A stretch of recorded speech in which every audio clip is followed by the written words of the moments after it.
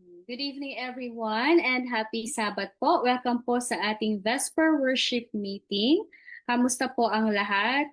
Ngayon po ay nagpapasalamat po tayo sa ating pong Panginoon na tayo po ay muli po nagkatipon-tipon sa mga oras na ito upang tayo po ay magkasamang mag-worship po sa ating Diyos sa mga oras na ito kahit tayo po ay magkakaiba po ang lugar kung nasa ang bayan man po tayo ng lugar ngayon. So happy Sabbath everyone. Batiin po natin ang bawat isa ng happy Sabbath. Ayan, purihin po ang Panginoon sa buong isang linggo na tayo po ay kanyang iningatan at ginabayan at tayo po ay nakarating sa mga oras na ito.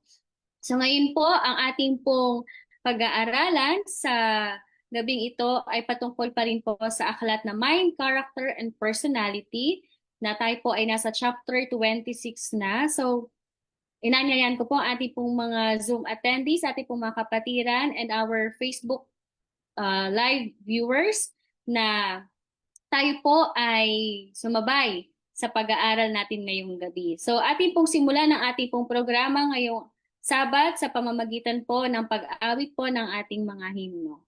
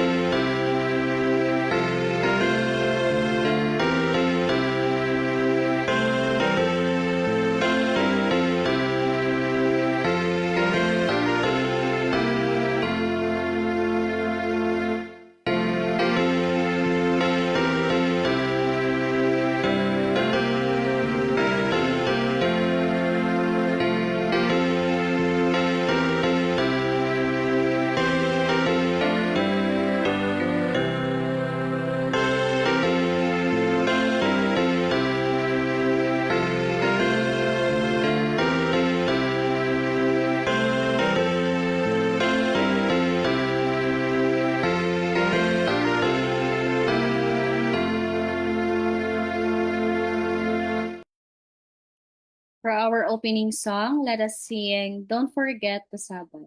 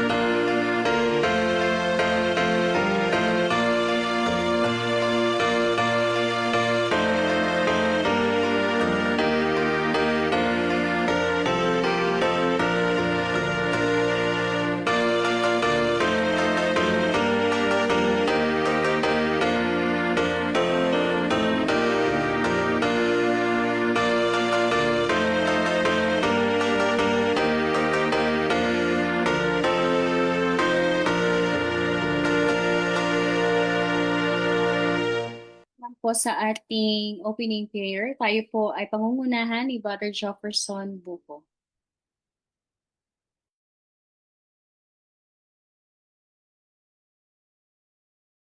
Tayo po lahat ay manalangin. Marami na sa taas niyo po ng kalangitan. Marami po salamat sa araw na sabot na ito at sa buong araw.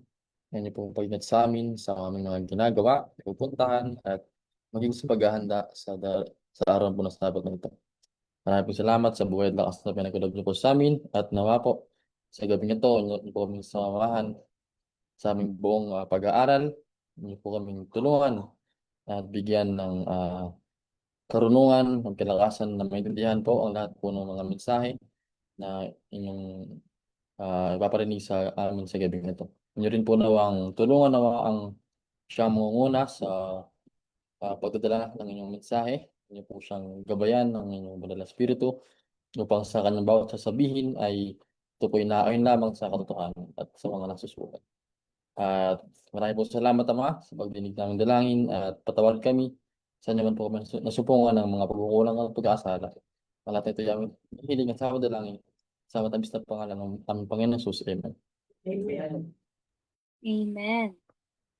Yan. Thank you, Brother Jefferson. At ngayon po, bago po tayo dumako sa ating pong pag-aaral sa gabing ito, na pangungunahan po ni Sister Aiza Raimundo, tayo po muna ay makakarinig ng isang espesyal na awit na ihahandog po sa atin ng Raimundo Siblings.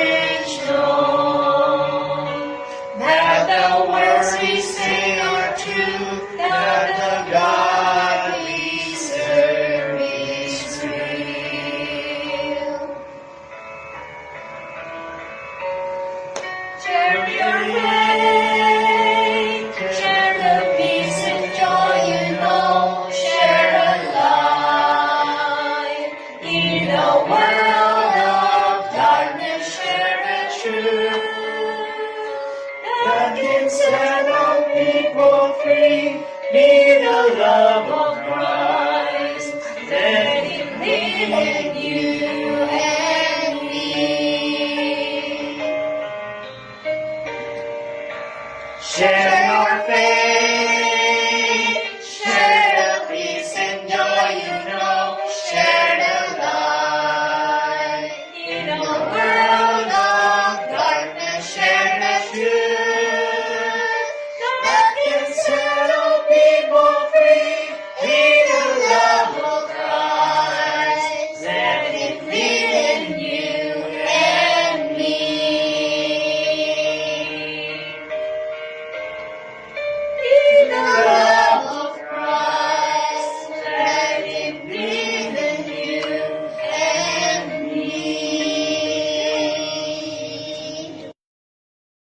Thank you, Mountain Province brethren, for the wonderful message that you have shared with us this evening.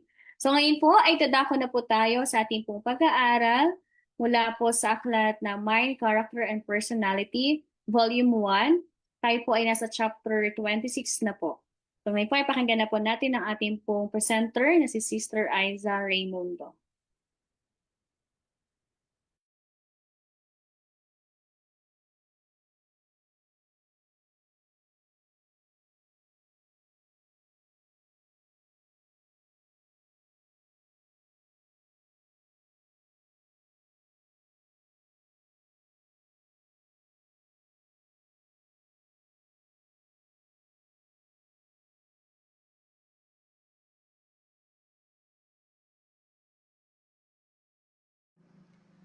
Good evening and happy Sabbath everyone! Muli maraming salamat po sa pag-imbita na kayo po ay makasama sa gabing ito sa pamamagitan po ng pagdidiscuss ng ating Vesper topic, Mind, Character, and Personality.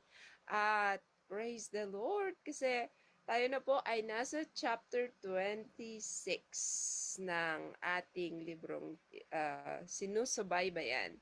So, nawa at the end of the time na matapos natin itong Mind, Character, and Personality, makikita nawa sa atin ang malaking pagbabago. At maraming salamat din po sa Panginoon na tayong muli ay pinagtagpo kahit po sa pamamagitan ng online worship. At maraming salamat sa Panginoon sa lahat ng kanyang biyaya, sa lahat ng kanyang paggabay, at sa lahat po ng kanyang pagmamahal. So, ang topiko po natin ngayon is brotherly love. Remember po sa ladder of perfection that starts with faith, virtue and knowledge, and temperance and patience, and brotherly love, brotherly kindness, and then love. So basically, ang rini-reach out natin ay ma-attain natin yung highest perfection, highest character na gusto ng Panginoon na magkaroon tayo. Kasi po, if you remember, even obeying the Ten Commandments, God said that if you love me, keep my commandments. He wants us to obey it out of love. And then, gusto ko po na makita natin dito sa topiko natin ito, yung mga advantages ng pag-ibig na gusto ng Panginoon na meron tayo.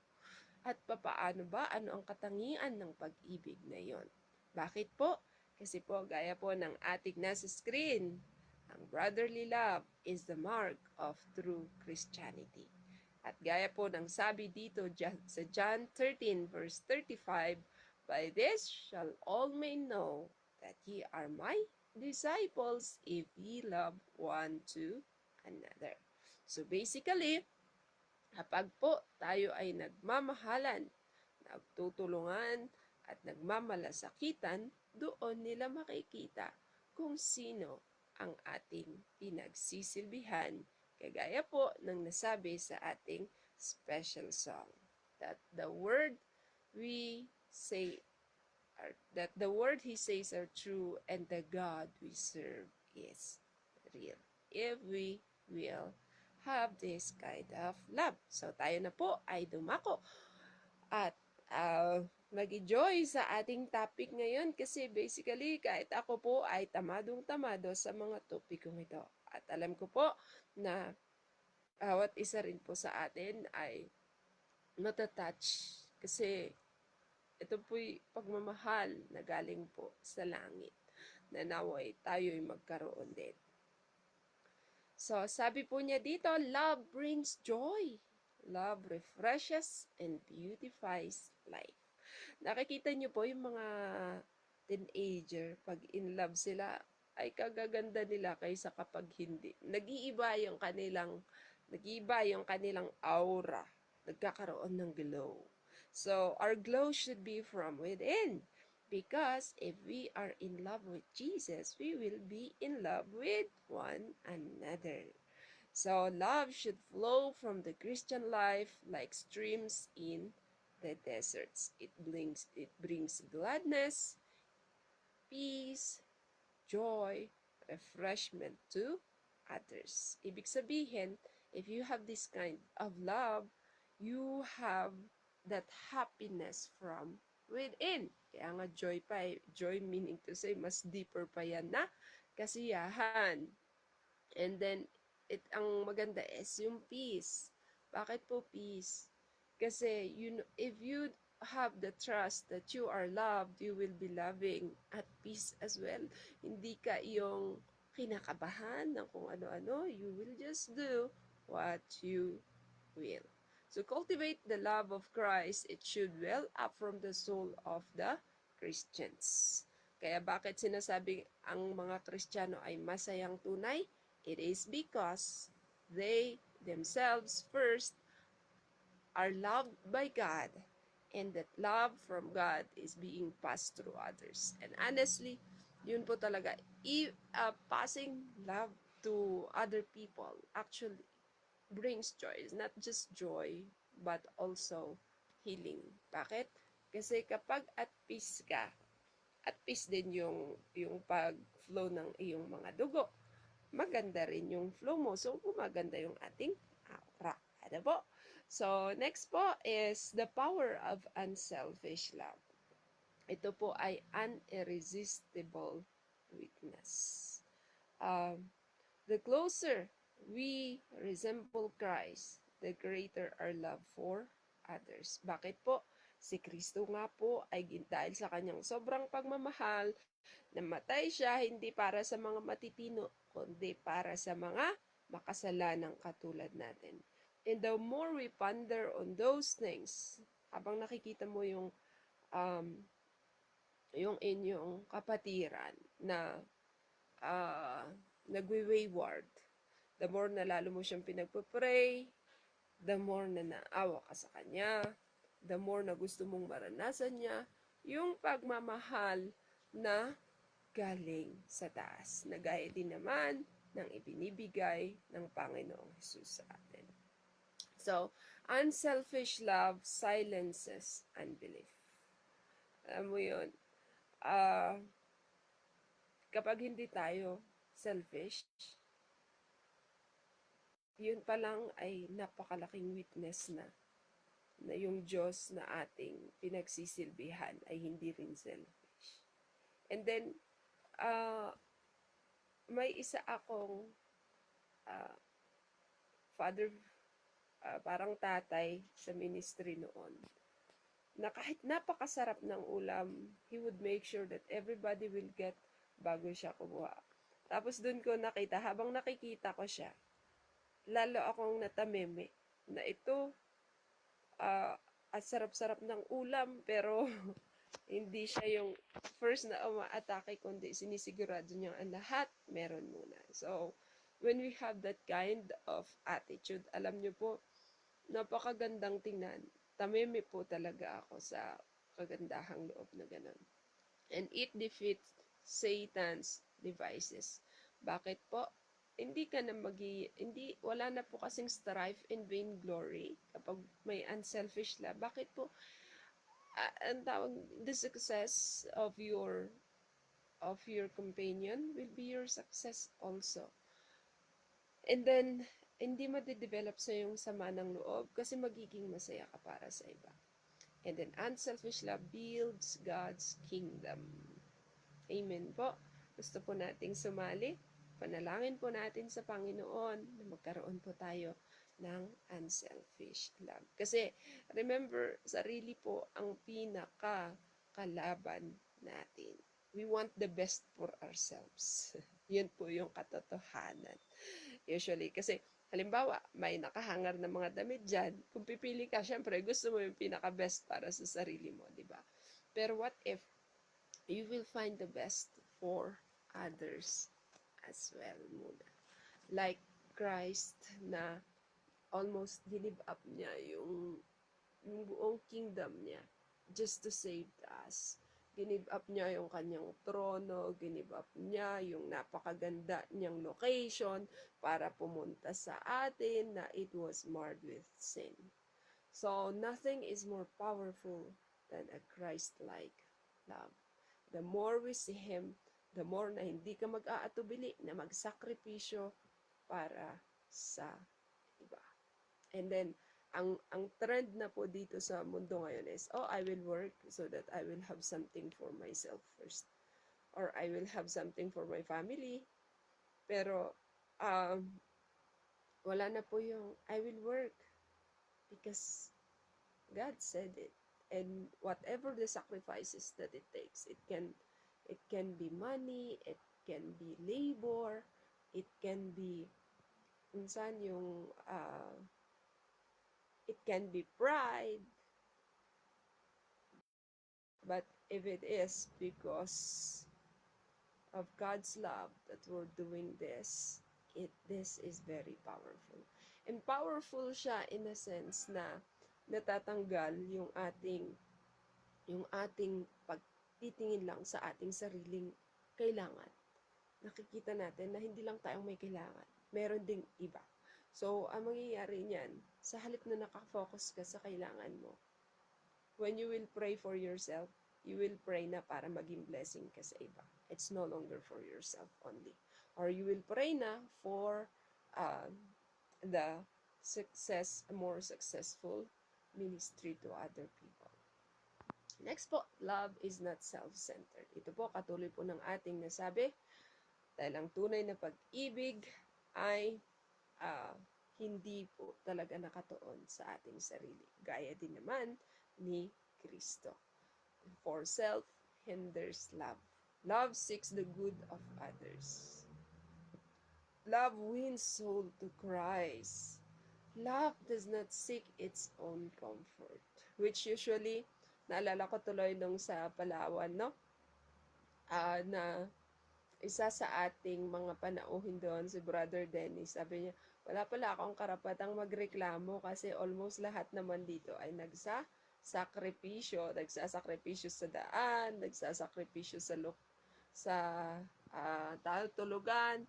So, tapos sabi niya, samantalang sa bahay, palagi siyang nagrereklamo. Tapos nakita niya na wala pala siyang dapat na ikareklamo. Actually, when we look at our own comfort, nakikita natin yung lahat ng mali.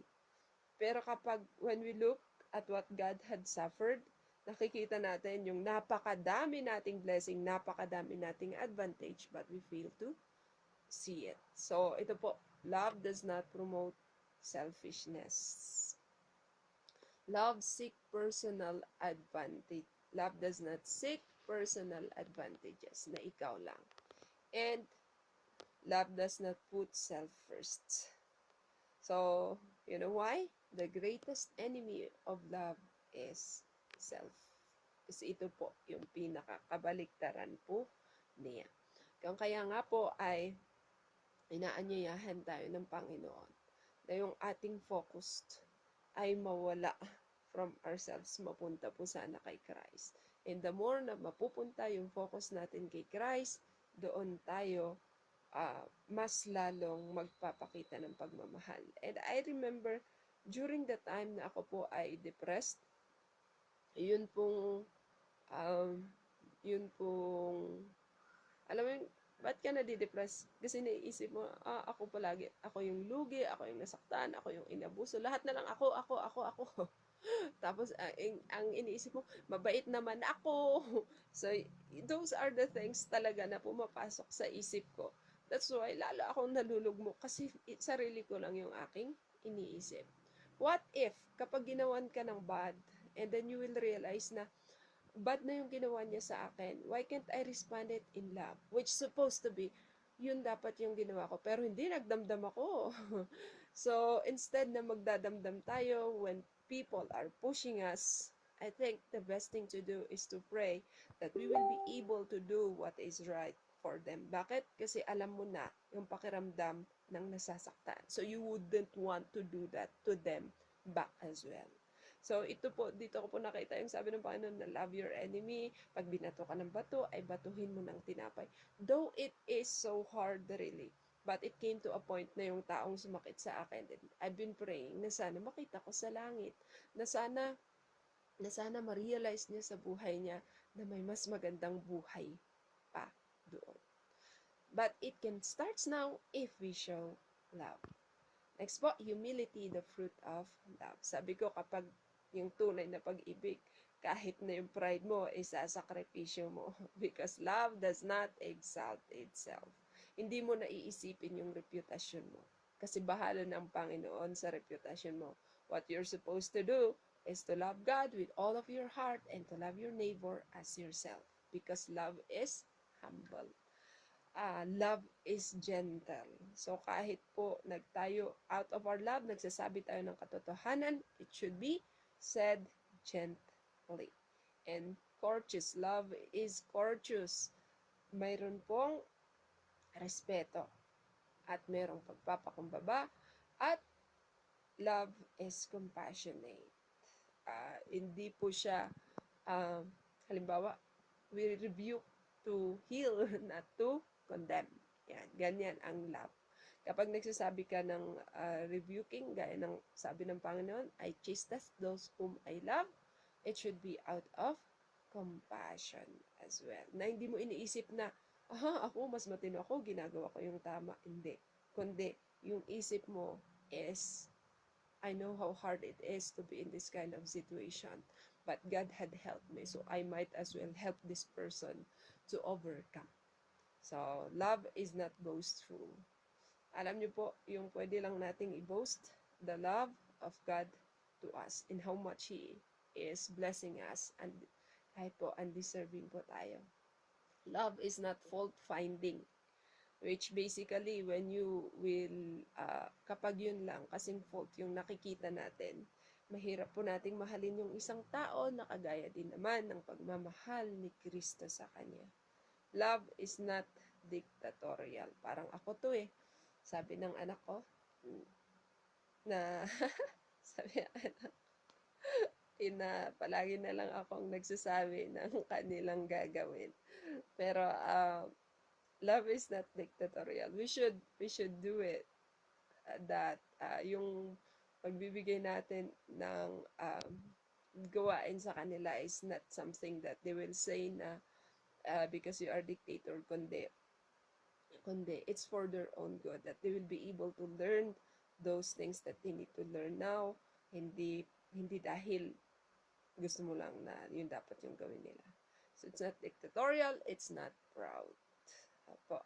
So hindi po yun love na if we are so proud. For love, sabi po niya sa 1 Corinthians verse 4, vaunteth not itself.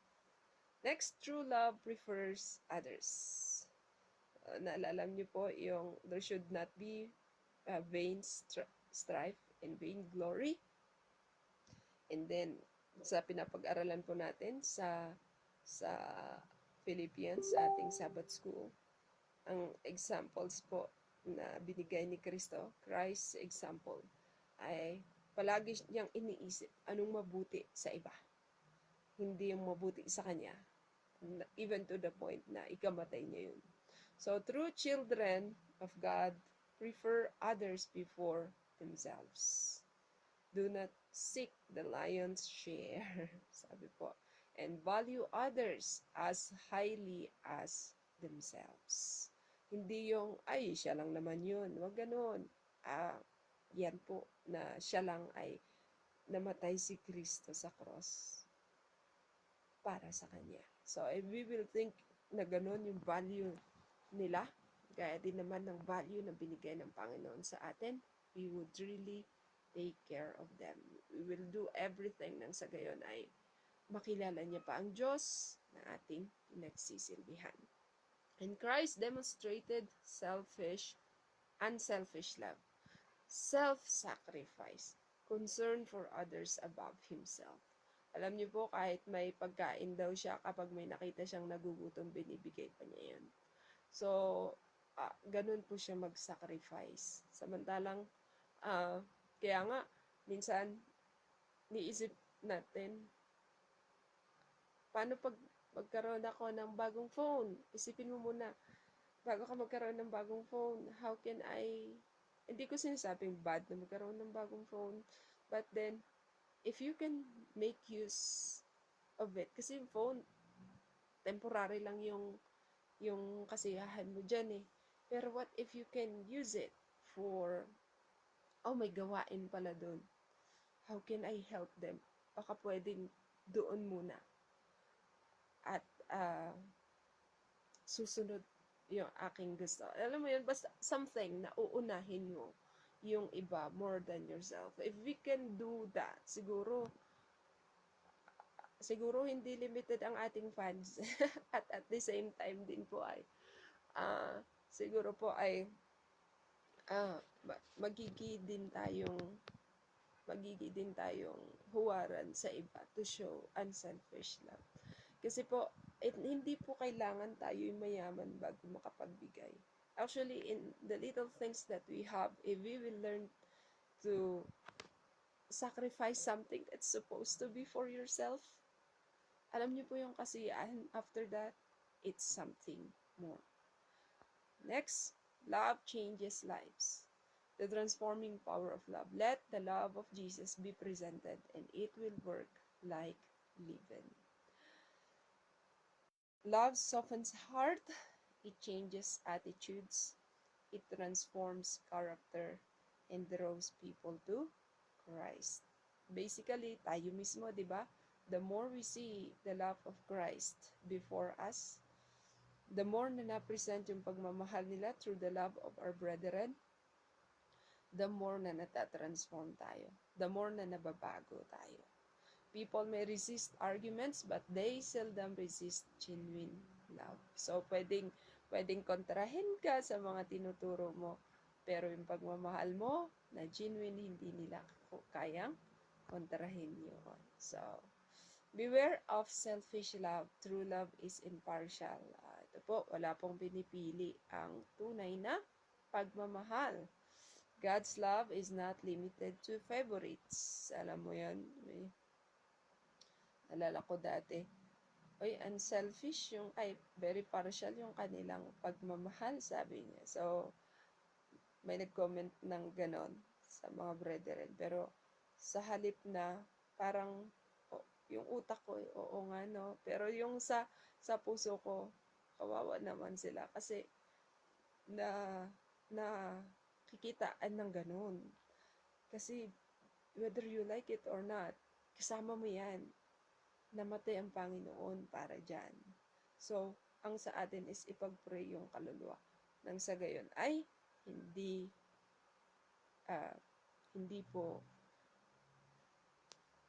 ganon yung kanyang makita doon sa kaluluwa na yun, kundi si Kristo.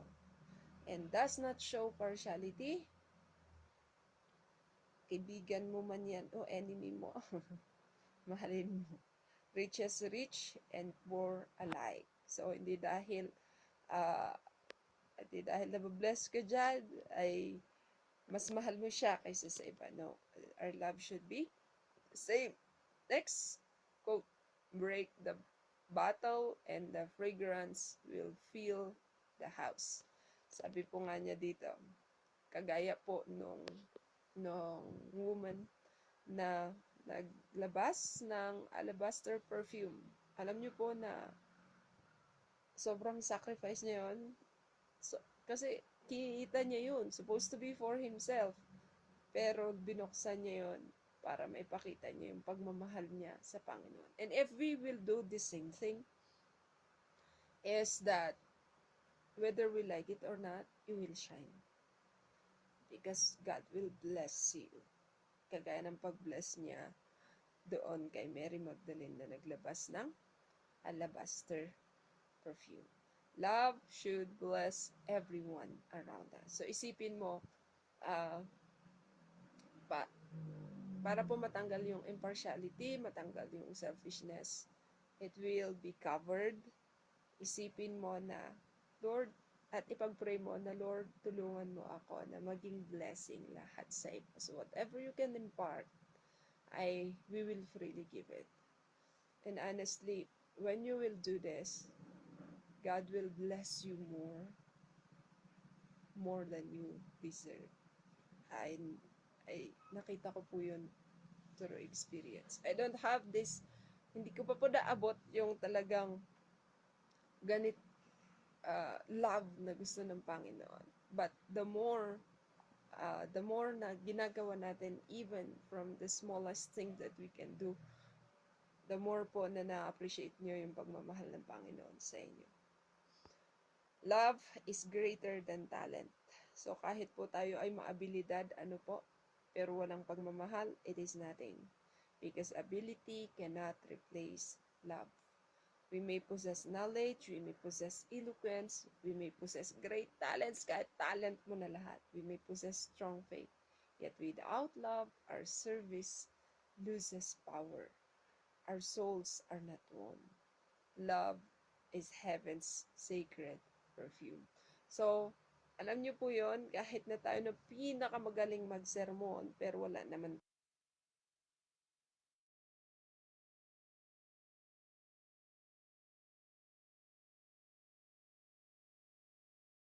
tayong pagmamahal, kahit tayo ng pinakamagaling sa lahat, if we don't have love, then it is nothing.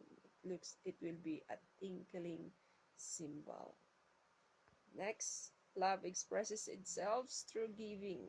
Pag nagmamahal ka, pag di ka nakapagbigay, ang sama ng loob mo. Nakakahiya una sa Panginoon at sa sarili mo. So, liberality is evidence of love. Christ-like love produces generosity, whether you like it or you like it. Kapag nagmamahal ka, magiging generous ka. And then love will produce self-denial as well. Alam mo yung mangyayari yung kakainin mo na sana pero ibibigay mo pa. Kasi nakita mo na mas kailangan nila kaysa sa iyo. Or even though kailangan mo rin, pero you know na when you deny yourself to bless others, the happiness is much more. And self-sacrifice, alam mo yun, mas madali po itong sabihin kaysa gawin, honestly. Pero with God's help, we can do it. We can do it. Ginawa po niya una sa atin. So, Christ had been our example. Compassion for suffering humanity. It produces Christ-like love, na kapag may nakita kang iba, you really want to help in the best way you can. Love gives because Christ gave. Yun po yung pinaka-rason doon na nagbibigay ka kasi una ikaw ay binigyan ng Panginoon. Because you cannot give something that you don't have, but I believe that each of one of us has something in us. The true test of discipleship. Genuine love reveals true Christianity. Without love, faith is empty. Generosity is meaningless. Sacrifice loses value. So no matter how great our profession, without love, we are not true disciples. So basically, yung love po na ito is not something na mag-i-spoil ka po ng tao, kundi tutulungan mo po sila na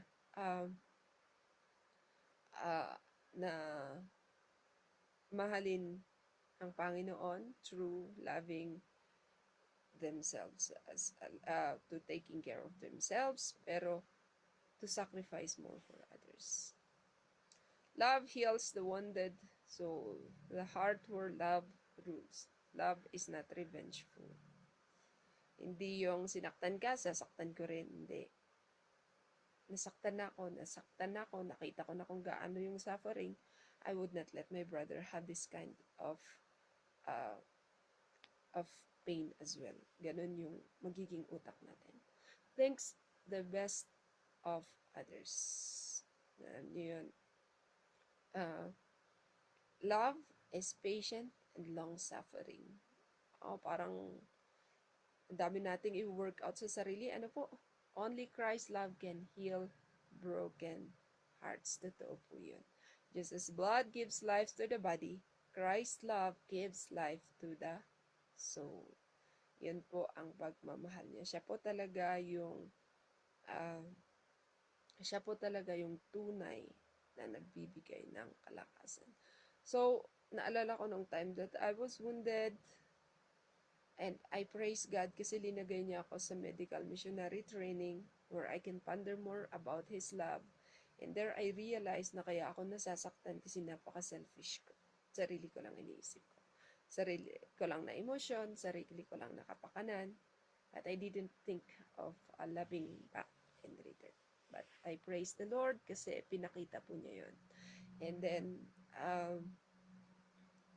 the more na nasasaktan ka when other hurts you, ibig sabihin, uh, yung pagmamahal natin, the more na namumund tayo, kasi yung pagmamahal natin, we're still thinking na tayo yung na-hurt. But the more na kapag sinasaktan tayo, we're thinking on how to help them, on how to love them, ay matatanggal po yung sama ng loob, tatanggal yung uh, matatanggal yung sakit, kirot sa loob kasi busy ka na sa pagkikare sa iba. So, love and truth together. Brotherhood without compromise. So, hindi po pwedeng sa truth lang kasi magiging tayong parang parisiyo. Hindi rin pwedeng love lang kasi magko-compromise ka. It should be the combination of love and truth together. So, while we are sharing the truth, the spirit that comes from the truth should also comes out. So, Christians should seek peace, avoid unnecessary conflict, and show kindness, but should never sacrifice truth. Oo, makikipag mingle tayo, but not to sacrifice truth, not to compromise principle, but to uplift principle, and exchange conviction for, we should not exchange conviction for false harmony. Bakit po? True unity is built upon truth and love. Kapag hindi ka kampante na namumuhay sa katotohanang meron ka sa mga kasama mo, then that mingling should not go na. Kumbaga, huwag kang magsakripisyo ng prinsipyo. Huwag kang magsakripisyo ng katotohanan just for the sake of being with them. Kundi, lalo nating i-lift up yung katotohanan while they are with us. So, that's true God's help kasi napakahirap po talaga. God's love embraces all. Divine love is impartial. Lahat namatay. Si Kristo mayaman ka man, o mahirap ka, si Kristo namatay sa'yo. At the cross, Jews and Gentile become one. At the cross, rich and poor become one. And at the cross, every race is valued equally. And God sees worth in every person. Oh, ganun po ang pagmamahal ng Panginoon. God sees capacity for improvement. And God sees a soul for whom Christ died. So, Christ's goal for His church is to have this kind of perfect love, yung agape love po. Jesus prayed that the love wherewith thou hast loved me may be in them. Christ desires His love in every believer. His love in every church member. Kaya po, kapag ganun yung pagmamahal niya, ganun din po dapat tayo. His love flowing through the entire church body. So, ngayon po, ang tanong po sa atin is, do I truly love my brethren? Do I love souls as Christ loves them? Is Christ's love ruling my heart? So by this shall all men know that ye are my disciples if ye love one another. So yun po ang ating topiko ngayong gabing ito. Nawa po ay na-refresh tayo ng ganong pagmamahal ng ating Panginoon sa atin, and that will be able to pass it through.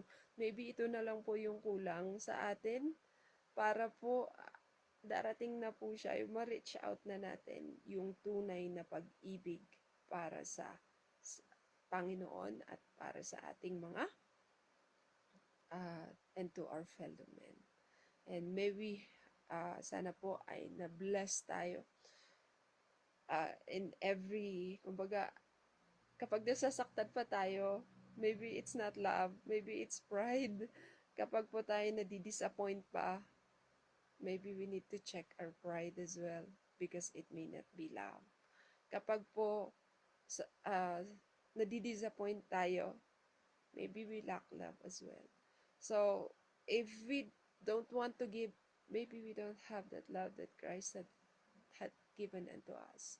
If we can't sacrifice selves, can sacrifice our personal pleasure for God, then maybe we don't have this love. At yun po yung isipin natin, do we really love God? Do we really love our brethren? So, yun po, and happy Sabbath. Nawa sa ating patuloy na diskusyon ay mas lalo pa po natin mapagnilay-nilayan ang pagmamahal po ng ating Panginoon. God bless and happy Sabbath.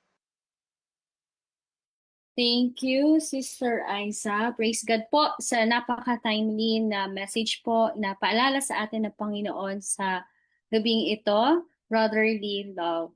So, ayan po,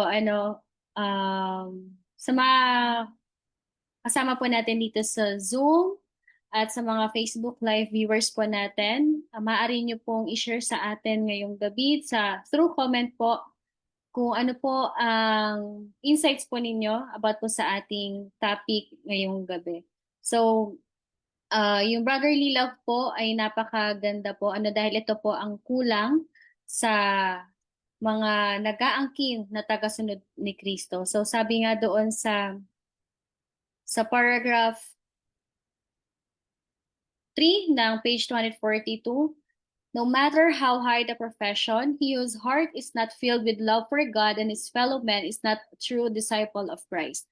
So yun po mga kapatid mula po sa binahagi sa atin ni Sister Aiza kanina, nawa po ay na-assess po natin ang ating pong mga sarili kung talaga bang meron po ba tayong love para sa ating kapwa, para po sa ating mga kapatid. Dahil madali nga po, sabi nga po natin po speaker, madali nga sabihin na mahal mo ang isang tao o mahal mo ang Diyos, pero hindi naman nakikita sa ating pag-iisip, sa ating salita at sa ating mga gawa.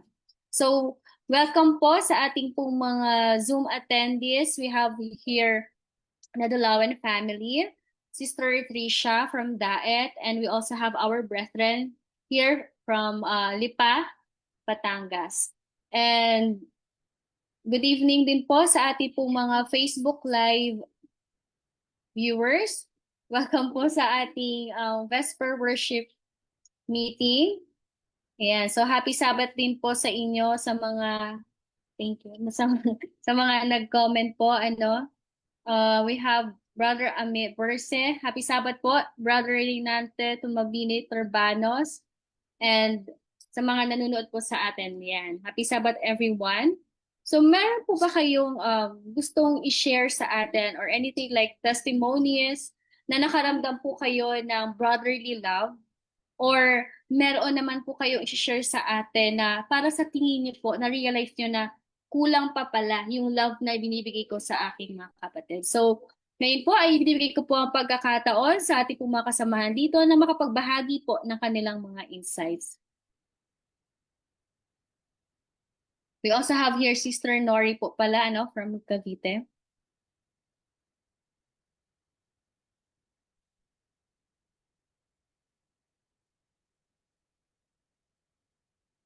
Good evening and happy Sabbath to everyone. Sorry naman at hindi ko agad nabasa yung reply sa akin ni Sister May na siya na lang pala yung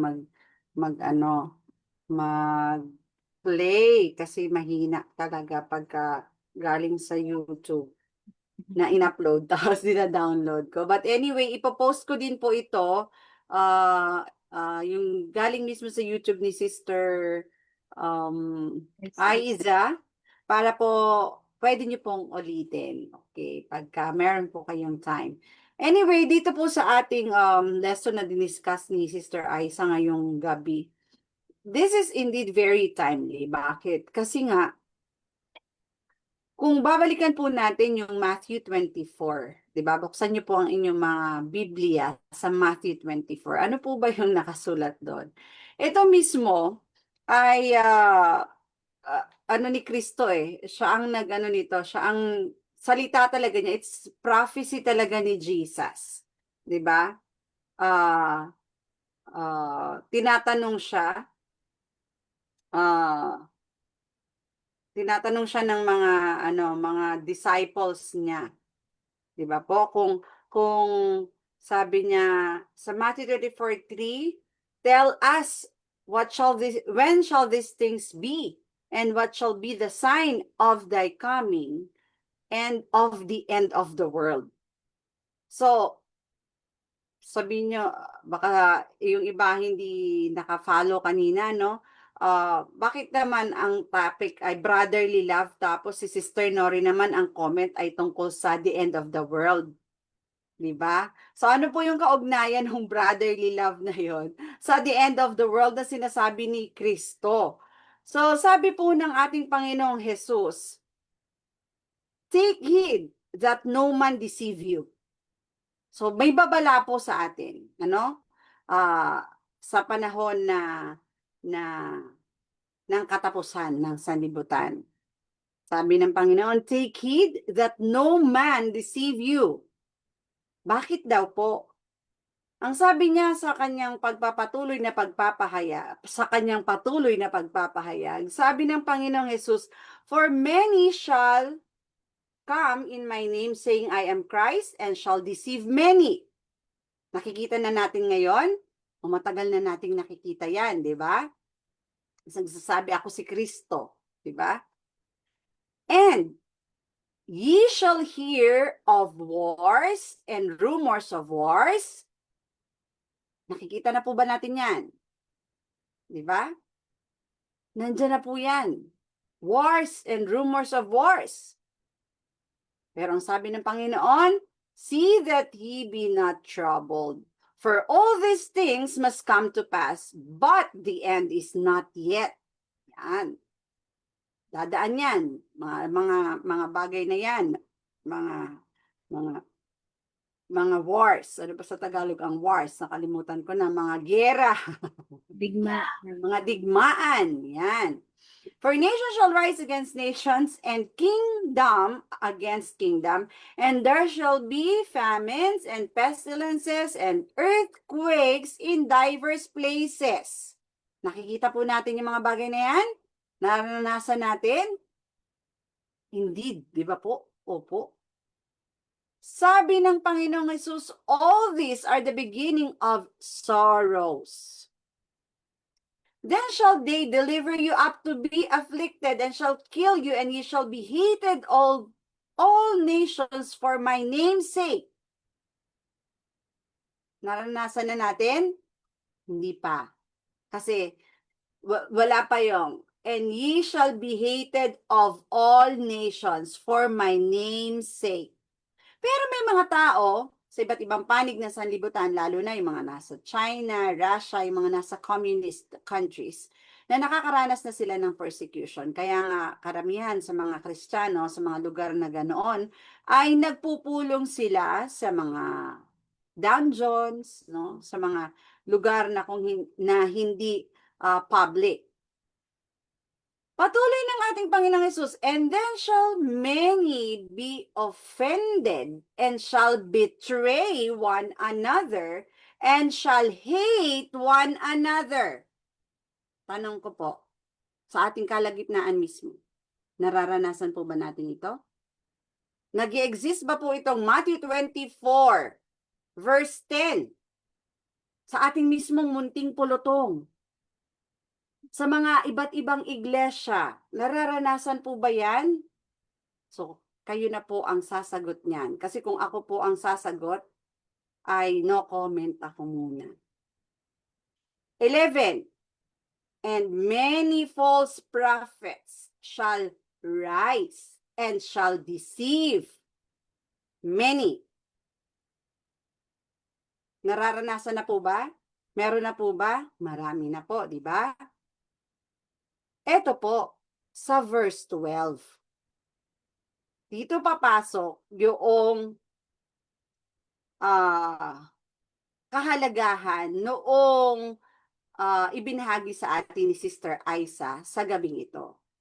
Ang sabi po sa Matthew 24 verse 12, and because iniquity shall abound, ano daw po yung lalago? Ano yung dadami? Iniquity. Kasamaan. Ano pong resulta ng paglago ng kasamaan?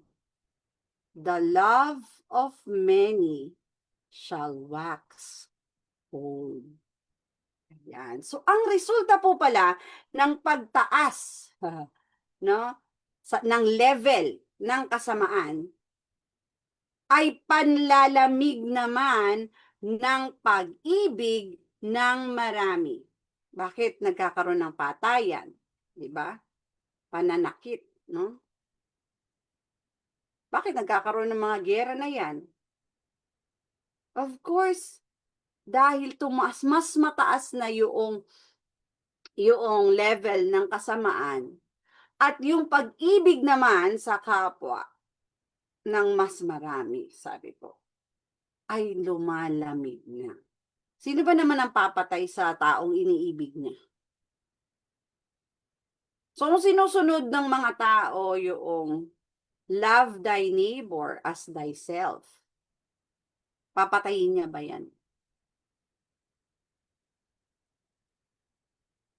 Ika-character assassinate mo ba ang kapatid mo? Ang manggagawa nyo? Iba-backstab mo ba yung manggagawa nyo? Kung mahal mo siya. So the fact na nangyayari yan, even sa koponan ng mga mananampalataya or sa lupo ng mga mananampalataya, isa itong pagpapahiwatig o isa itong proof that we are living in the end of the world. So, dahil binigyan tayo ng Panginoon ng prophecy na yan, and napo-fulfill na siya, paano natin ito i-combat? Sasabihin na lang ba natin, ay, hayaan na natin kasi naman talaga, naka-prophecy naman yan. Naka-prophesy naman yan. Sabi yan sa prophecy, ganyan na talaga yan. So, wala ka nang gagawin. Hindi mo na pag-iintingin yung pag-ibig mo sa kapwa mo, sa kapatid mo. Dahil sasabihin mo, ay, sinabi na nga yan ng Panginoong Hesus, isa yan sa signs of the times. So, magpapatuloy ka na, ice cold ka sa iyong mga kapatid mismo. Samantalang, ang kautusan, paano mo ipapakita sa Diyos na iniibig mo siya? Kung mapapakita mo na iniibig mo yung kapwa mo. Yung kapwa mo nga na nakikita mo, hindi mo nga maibig-ibig eh. Tapos sasabihin mo, I love you, Lord. I love God. Pero yung kapatid mo mismo, hindi mo mapakitaan ng pag-ibig. So brotherly love, kung gusto natin, nananalangin tayo ng pagbuhos ng huling ulan. Pero hindi natin yun matatanggap, hindi papakinggan ang ating hiling kung hindi mananagana ang brotherly love sa ating kalagitnaan. And I thank God and I praise God and the Lord Jesus Christ for our brethren from Tumpa and Gunubatan. Kasi they are like trying their best not to extend the brotherly love, the brotherly kindness, visiting people. So, dun sa mga sa mga taga NCR,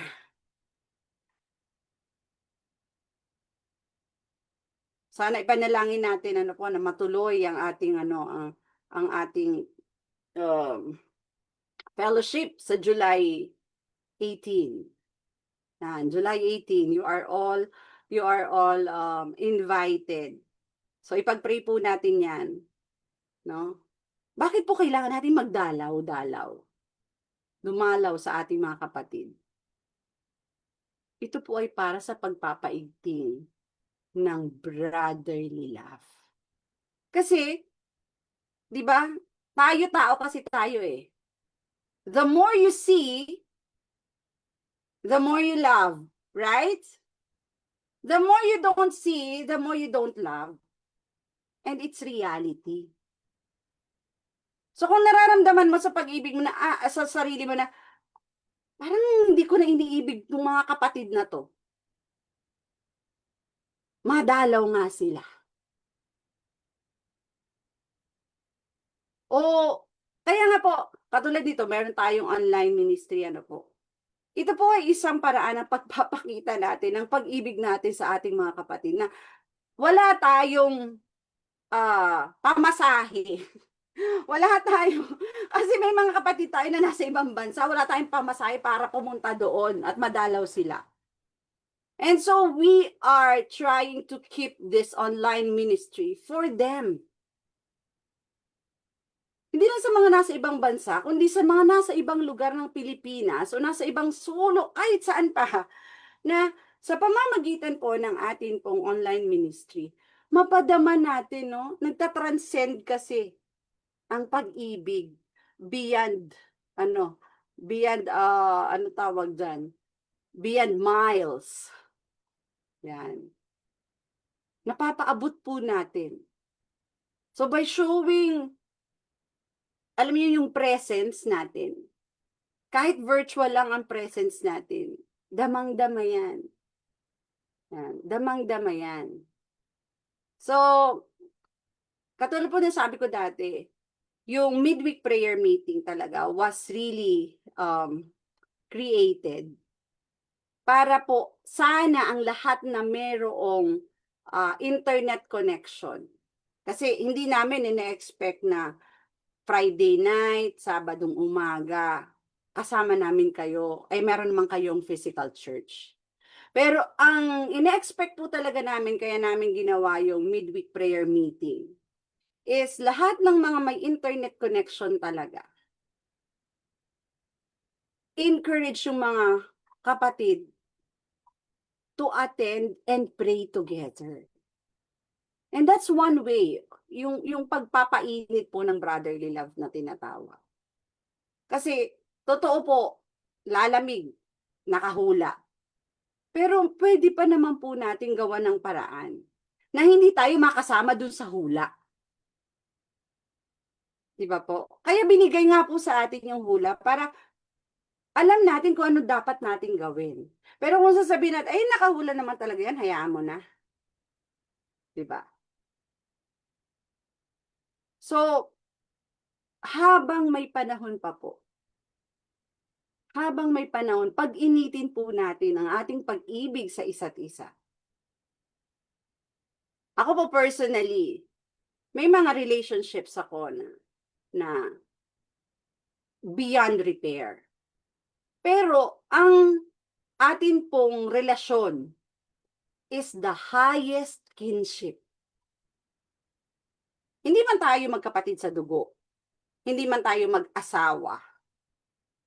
Pero yung atin pong pagkakapatiran sa Panginoong Hesus, ang pinakamataas na pagiging magkamag-anak natin.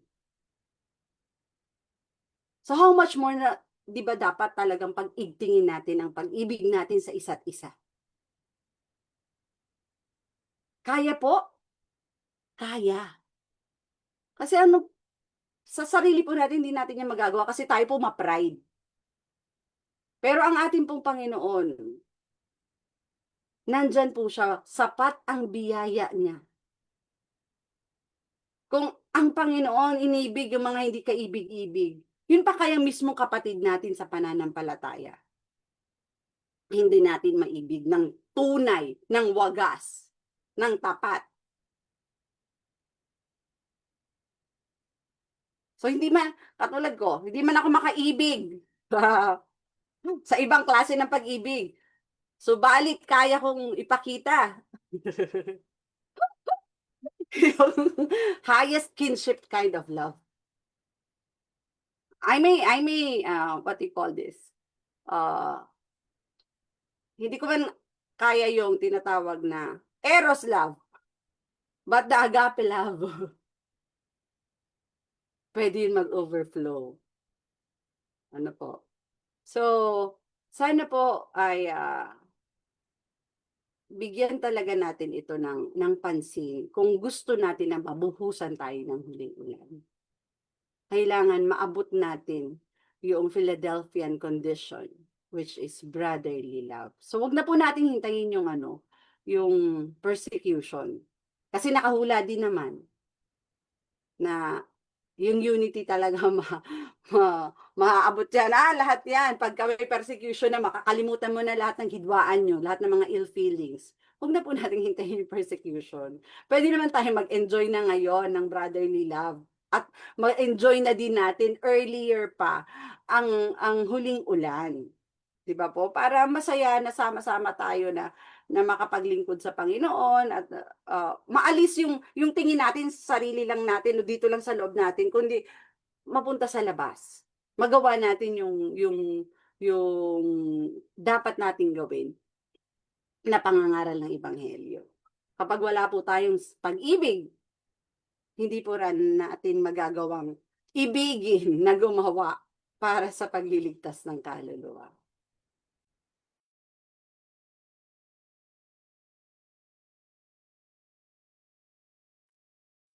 Thank you, Sister Nori, for expounding our lesson this evening. Ano po, tunay nga po talaga. And mababasa nga po natin, based din po sa nabasa kanina, yung unity ng bawat isa. Saan nga yan banda? Yan, yung perfect love in the church, it is the aim of Christ. So yun po talaga ang gusto ng Panginoon na makuha ng bawat isa sa atin. Kailangan magkaroon tayo ng genuine love sa isa't isa. So ayan po, napaliwanag na din ni Sister Nori. And totoo nga po, I think nakaka-relate naman yung iba, di ba? Kaya nga may iba na pag LDR, nanlalamig yung love kasi di nakikita. So anyway, purihin po natin ang Panginoon sa mga gantong scenario, sa mga pagkakataon na ganito kasi nare-realize natin na, okay, ito pala yung problem. And then we find the solution. Hindi tayo nag-i-stick doon sa kung ano yung problema. Then, parang yan na yung problema. So ano yung kailangan natin gawing solusyon? And hindi natin siya papalakihin. And one thing po, to add lang doon sa doon sa isa pang paragraph na i-highlight ko lang yung love is unsuspecting. Kasi, sabi dito, diba, the heart in which love rules will not be filled with passion or revenge. Love is unsuspecting, ever placing the most favorable construction upon the motives and acts of others. So tama po yung sinabi ni Sister Nori kanina na kung love mo yung isang tao, yung kapatid mo, bakit mo siya sasaktan, bakit mo siya gagawa ng hindi maganda? Pero minsan, nagkakaroon po ng ganitong pagkakataon na nakakasakit ang isang tao because you are suspecting your partner. So, ganyan. Or yung kapatid mo. So, kaya pala pinapaalalahanan tayo na dapat hindi tayo maging suspecting sa ating mga kapatid. Bakit? Because kapag ganito po yung nangyayari sa atin, unang-una, maniniwala ka na sa mga humors. Yung mga parang, yun na nga, pag nagsuspect ka sa isang tao, parang lahat ng gagawin niya, pagdududahan mo na. And isa po sa pinapayo sa atin is huwag po tayong mag-jump into conclusions. 'Di ba parang lagi tayong yung bigyan natin ng benefit of the doubt, yung ganun yung laging payo sa atin. And paalala lang din, 'di ba, dun sa sabi nga sa 1 Corinthians chapter 13 verse 5, kailangan hindi daw po tayo mag-isip ng masama laban po sa ating kapwa. So, eto po, minsan ganito yung nangyayari sa atin pag may mga instances na parang may nagagawa yung kapatid natin na hindi maganda. Di ba inaalam natin na, kumbaga, yung nagawa niya hindi maganda, yes, we will call it like, ito ay mali, ito ay kasalanan. Pero susunod doon, yung forbearance natin sa kanya, yung forgiveness natin sa kanya. Kasi kailangan natin alam, ano ba yung story behind that? So, ayun po, sa tingin ko yun yung isa sa natutunan ko po sa araw-araw na pag-aaral ng salita ng Panginoon na mas lumawak pa yung pag-unawa natin, pasensya natin sa ibang tao pag nagkamali sila. At kung meron mang hindi maganda, yun talaga yung, dun masasabi yung love eh. Kung talagang concern ka sa isang tao, kailangan mong sabihin sa kanya ano yung bagay na nagawa niyang hindi maganda para makorek niya. Kasi kung hindi mo sasabihin, paano niya malalaman? Kasi paano nga kung para sa kanya, hindi naman siya nagkakamali. So one, and another po, last po na isa pa na ano ko dito is yung saang paragraph to? Yung the activity of Satan's army, the danger that surrounds the human soul, calls for the energies of every worker, but no compassion shall be exercised. Must the depravity is to be met by the love, the patience, the long-suffering of God. So malinaw po, bakit po pinapaalala sa atin ng Panginoon itong brotherly love? Kasi ito po yung isa talaga sa gusto ng kaaway na maalis po sa bawat isa sa atin.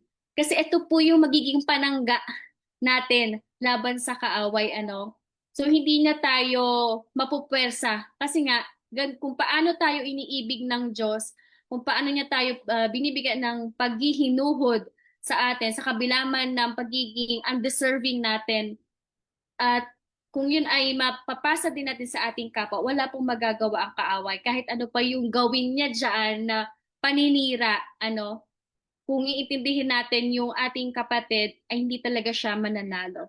So yun po yung isa sa na-realize ko na magandang punto sa gabi ito na ating pong napag-aralan. So anyone pa po who would like to share, like kahit isa pa po na mag-share or testimony? We have Brother Dalawen.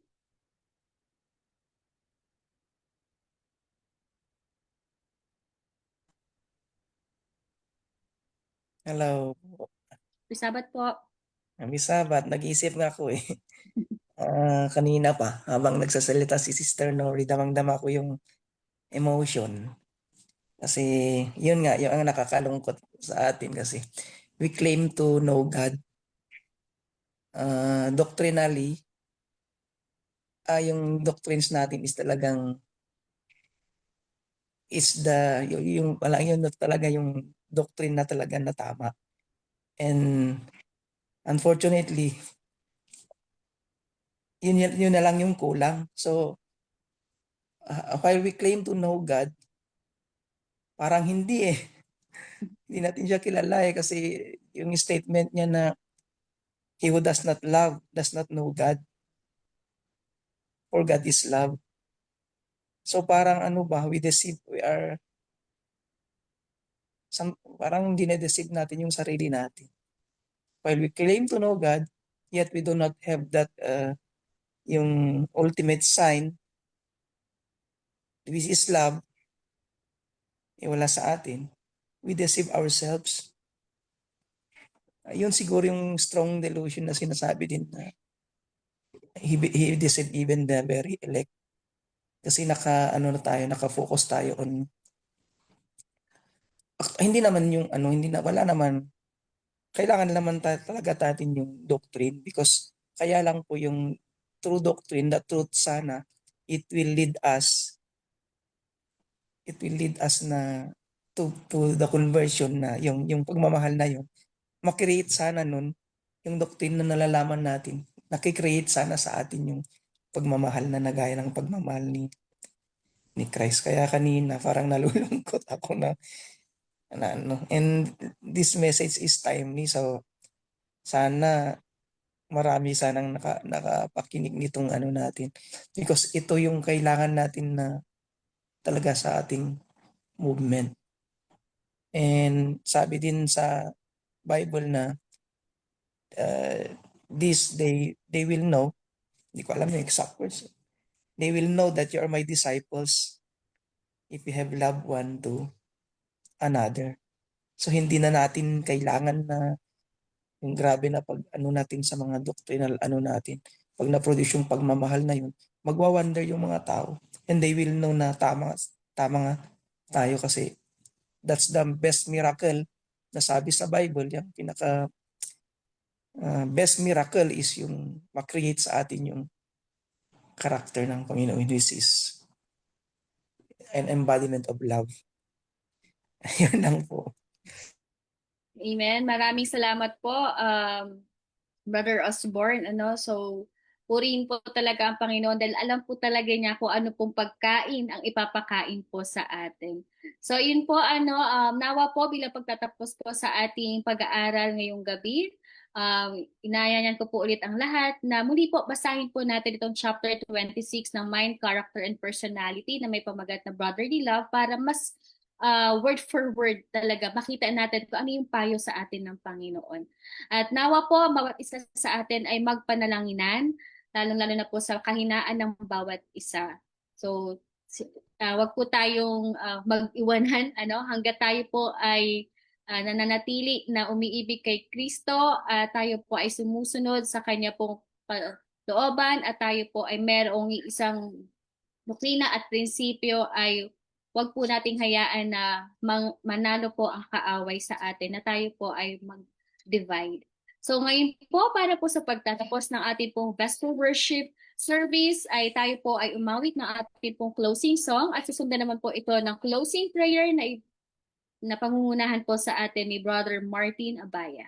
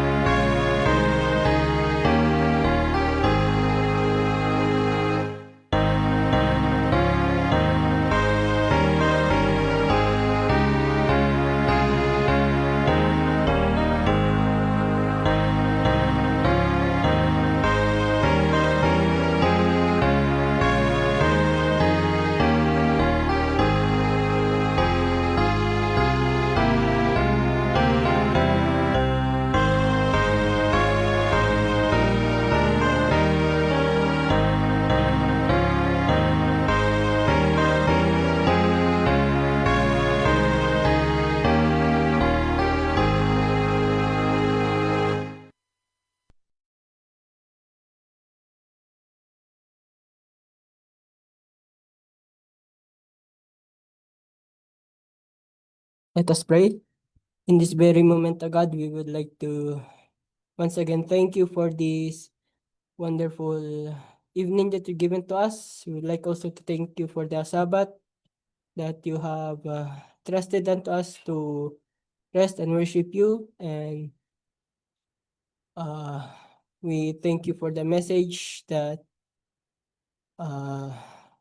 we may share this to others and kindly forgive us from all our sins. And as we're going to have our rest this evening, may you guide us. May you send your holy angels to be with us so that we may be able to wake up with joyful hearts as we continue this Sabbath. May you forgive us from all our sins that we have committed against thee, because we ask all this in Jesus' name we pray. Amen. Amen. Maraming salamat po sa mga nakasama po namin ngayong gabi, and especially po sa ating po mga participants and kay Sister Aiza po sa pangunguna po ng ating pag-aaral. So nawa po ang ating po mga napakinggang mensahe sa gabing ito ay tumatak at tumanim po sa ating mga puso nang hindi po natin ito makalimutan at maging liwanag po nawa tayo sa mga taong nasa paligid natin.